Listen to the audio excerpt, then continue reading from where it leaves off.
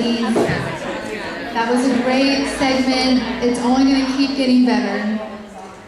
Our next speaker, I could go on and on and on and on about our next speaker. Our next speaker is Dr. Megan Stenga. Dr. Meg and I met over a year ago. And why we met is because I was really struggling physically. I had monthly migraines that would just knock me out. And I watched my mom have the same type of migraines. And I'm looking at her, and she's 30 years older than me, but these migraines are now putting her in the hospital overnight. And I took a long, hard look at my physical well-being, and I said, I do not want that to be my reality. I do not want to just cope with these migraines by taking more and more medication so I could just learn to deal with it. And my doctors weren't listening to me. It was also taking me a long time to get pregnant with my fourth baby. I knew there was something off with me hormonally, but doctors weren't listening to me. And so I made a promise to myself, and I said, when I get pregnant, and I did with my fourth child, I said, after I have her, I am going to figure out what's going on. I'm going to figure out why I'm getting these migraines, and I'm going to figure out why it took me so long to have Vienna. And I'm going to do it in a holistic way, and I'm going to get to the root cause. So there I go. I start researching functional medicine in San Antonio, and Dr. Meg was the first person that I found. I had my consultation with her, and I never felt more listened to. Instead of jumping to the medication that I should just be taking, she had me fill out probably a survey about my life from when I was born to whether I was breastfed or not, how many round of antibiotics that I've ever had in my life. I was like, I can't even tell you, a lot. And she helped me figure out what was going on with my body. And she helped me understand that my gut is very much connected to my head and to my hormones, and I realized that I had a liver that was dysfunctional because of what was going on with my gut. We started working together. Fast forward, I have my baby. I'm 6 months postpartum, and I am just down in the dumps. I was struggling. I was sad. I was angry. I was depressed. I was in postpartum depression. And instantly, I thought to myself, well, who can I talk to? I guess I just need to make an appointment with a counselor. But because I had been in Dr. Meg's care already, she was making strides with neurofeedback therapy. And I knew that this type of therapy helps in this situation.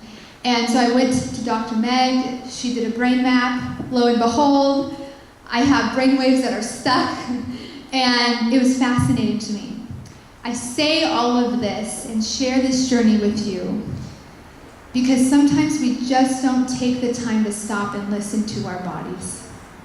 And we push and push and push. And like I said earlier, sometimes pushing and being exhausted and having digestion issues and having migraines, sometimes we take it as a badge of honor, like, oh, I must be doing something right. My business must be thriving if the rest of my life stinks. Because then at least I know that I'm putting effort in something. But that is not how we were ever intended to live. And I thank Dr. Meg for all that she's done with me. And she has a riveting story to share with you about, hey, she's been down this path where you guys have been before. And today she's talking about the physical danger of hustle. There is a reason why you don't hear my sister and I talk about hustle. Hustle, hustle, hustle. I think we are all called to work hard, but I do not think that you should do that in the expense of your health and your family and your body. We will never preach to you to hustle till you drop. You will never hear us say that because there is more harm in hustle than just knowing when it's time to rest. So would you please help me welcome Dr. Megan Stenga.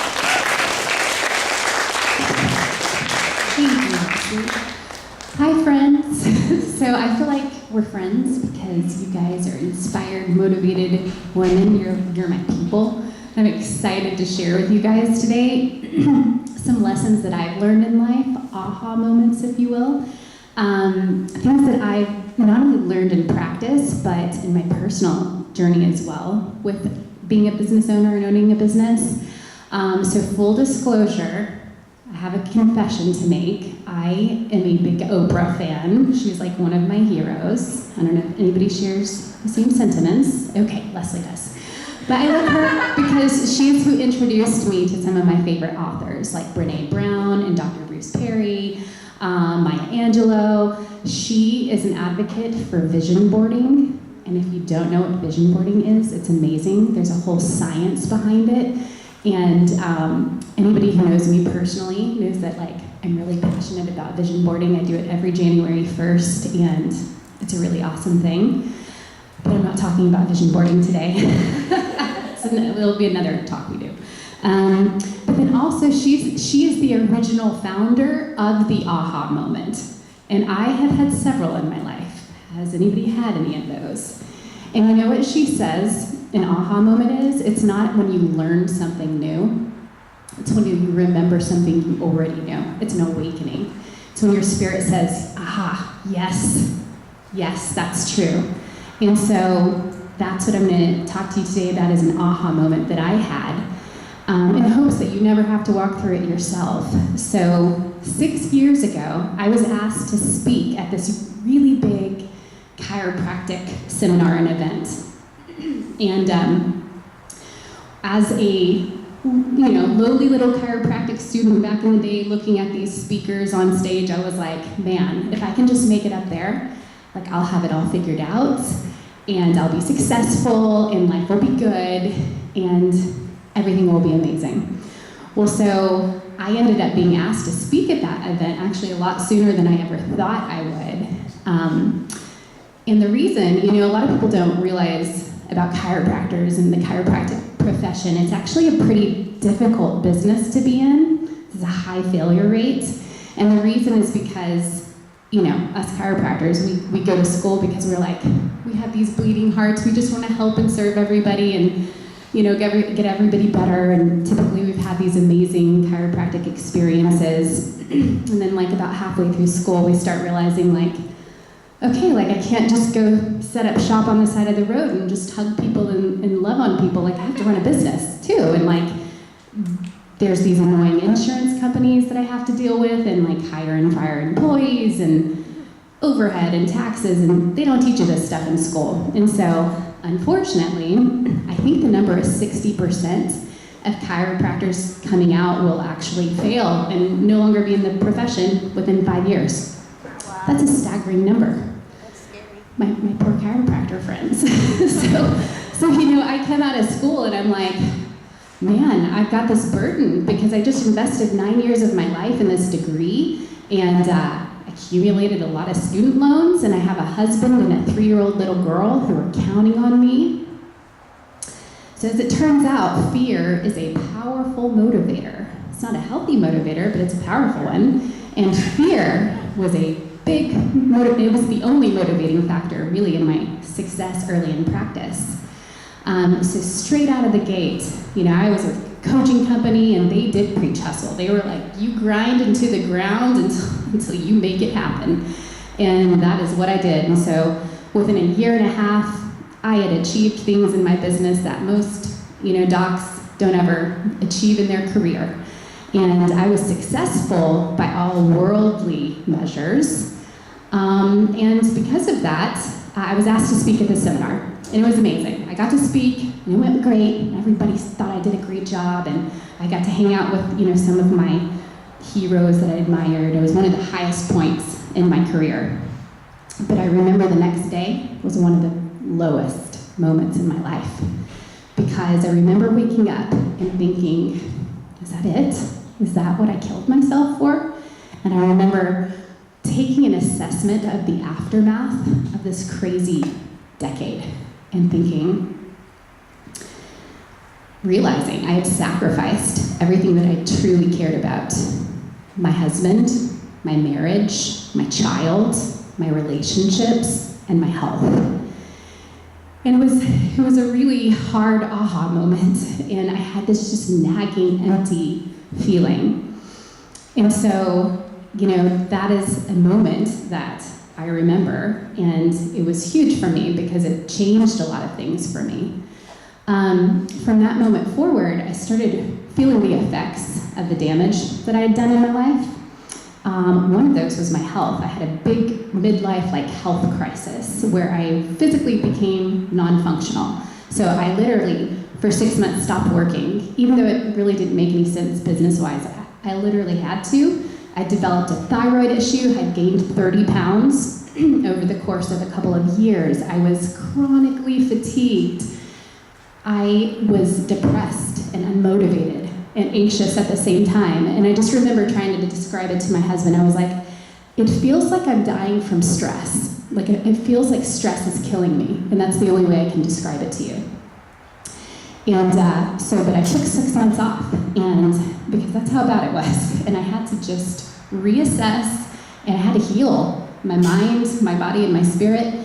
And I'm thankful for that, because what I now know to be true about success is this. One of my favorite quotes is from Maya Angelou, and she says, "Success is liking who you are, it's liking what you do, and it's liking how you do it." As it turns out, success has nothing to do with numbers or money or accolades or fame or any of that. It is liking who you are. It is knowing who you are. It is being true to who you are. It's being authentic. Success is liking what you do. Success is being passionate about what you do, seeing the value in it, and being excited every morning to bring that to humanity and knowing your value. And success is liking how you do it. It is doing it in a way that is in alignment with your core beliefs and values. It's doing it in a way that brings peace into your life. And it's doing it in a way that's honoring to the people that you care about most.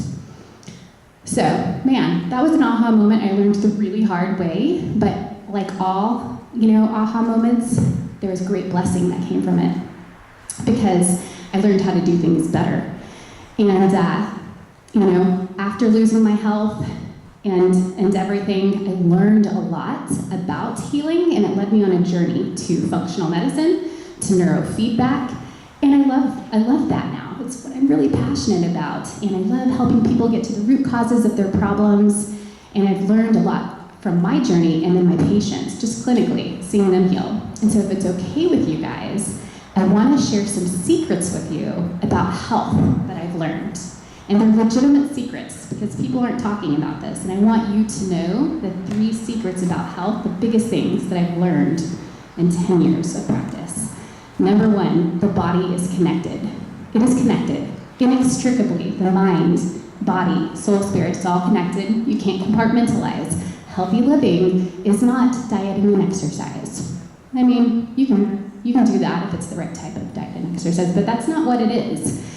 And our body works together as a whole. Everything is connected, but in our society, in a kind of conventional, medicine, we're taught to think about things separately. So if we have mental issues, we're going to go to a psychologist. And if we have brain issues, go to a neurologist. And if your thyroid isn't functioning, go to an endocrinologist. And if you have digestive problems, go to a gastroenterologist or gastroenterologist.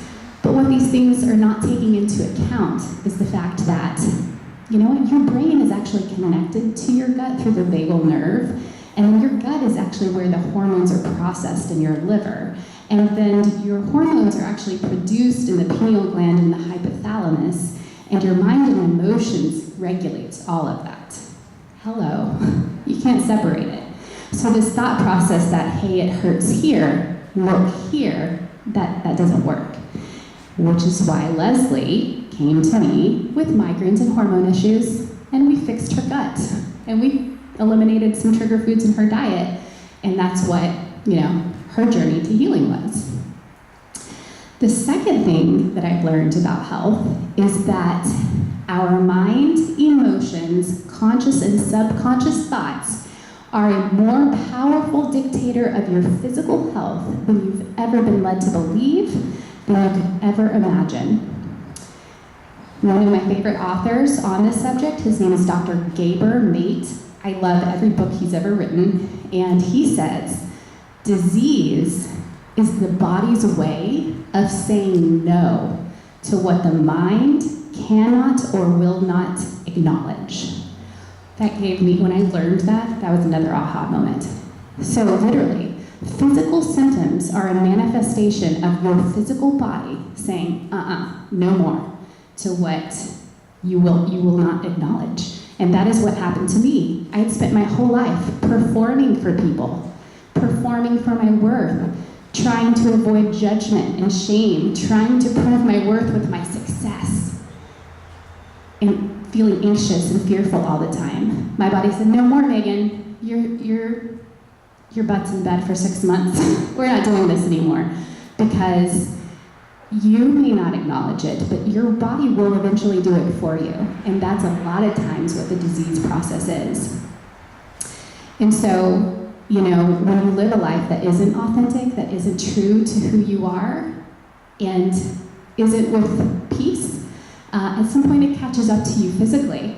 And so we have a system, right?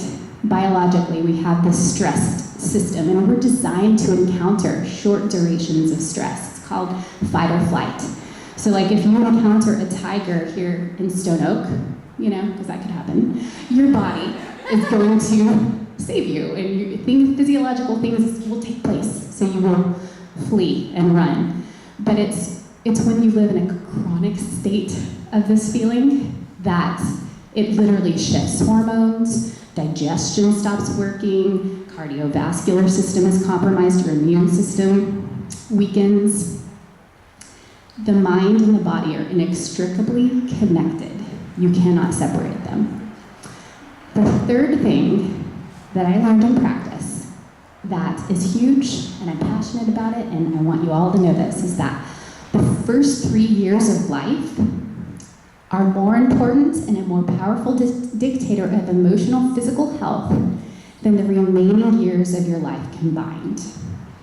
And that is huge, right?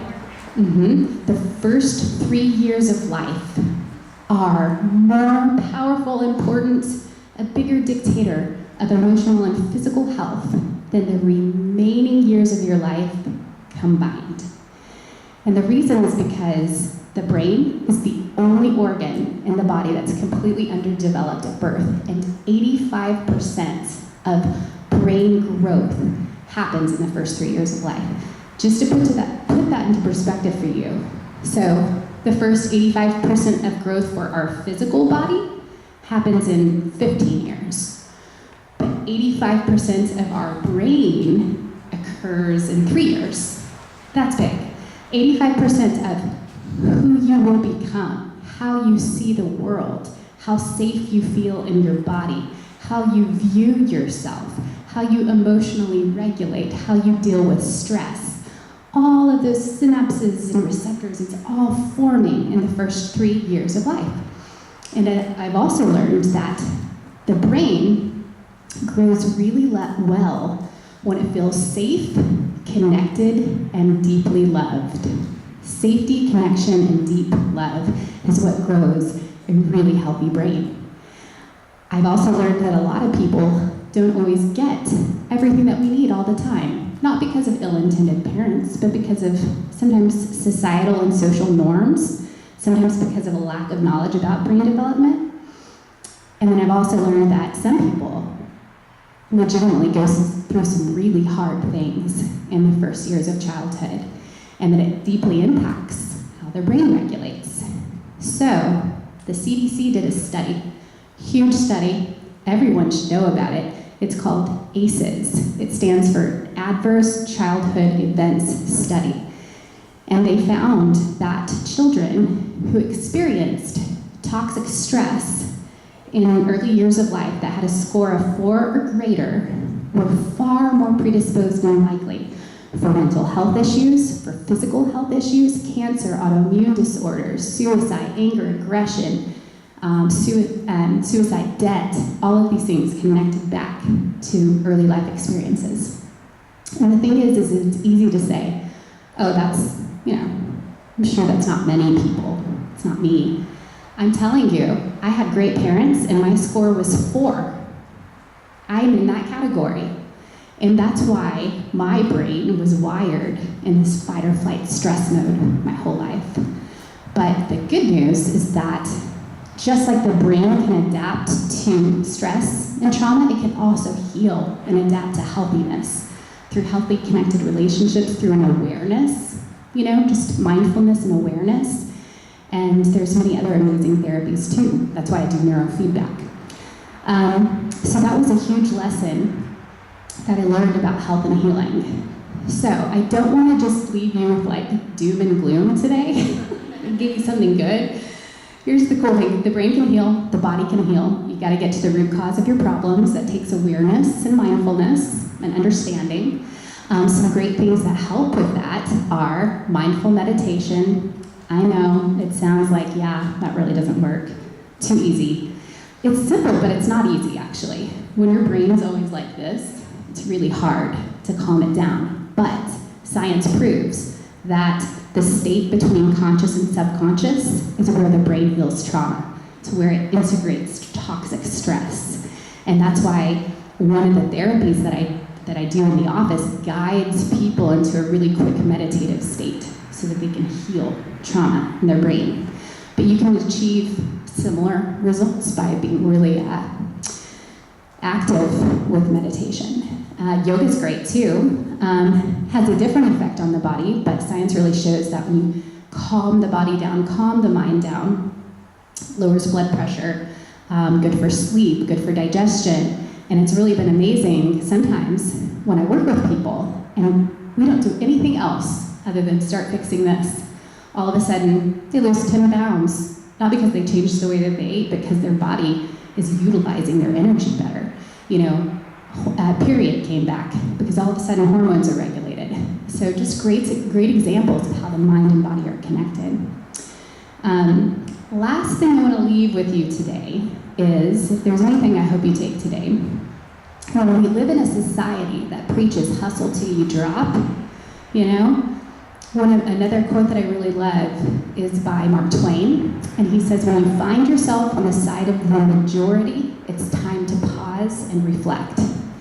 Which is pretty much why everything that I do in my life is kind of unconventional, because I'm always like, wait a second, if everybody's doing it, let me just think about this for a second. So I don't think hustle is as big of a problem as it's what you were hustling for. You see, if you're hustling to like yourself and to like what you do and to like how you do it, then basically you're hustling for peace and joy and happiness and balance and authenticity. Hustle all day long for that. But if you're hustling to feel worthy, and you're hustling to prove something, and you're hustling out of fear, that's what throws you into 6 months of bed rest. So I hope that at some point in our conversation today that you had some kind of an aha remembering moment where in your spirit you said, yes, that makes sense. And so what my encouragement for you today would be is to really deeply reflect on what do you value, and then make changes in your life that are in alignment with that. And it's going to be different for everybody.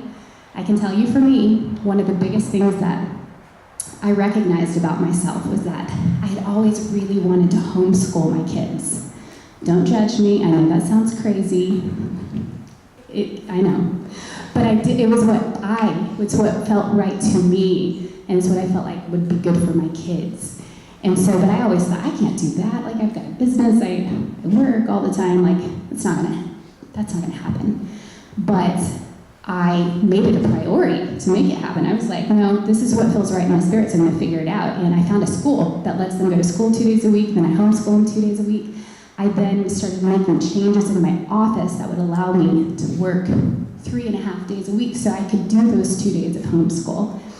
And the joy that it brought to my life, the peace into my family's life, Now, if you don't want to homeschool, don't go homeschool. That's not going to bring joy and peace to your life. if you see what I'm saying. But to mine, it did, because that's what my spirit wanted.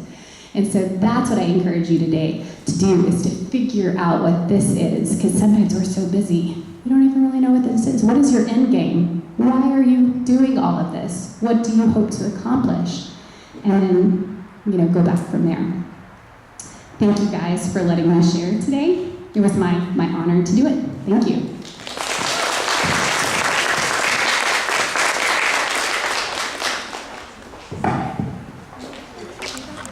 I had many aha moments.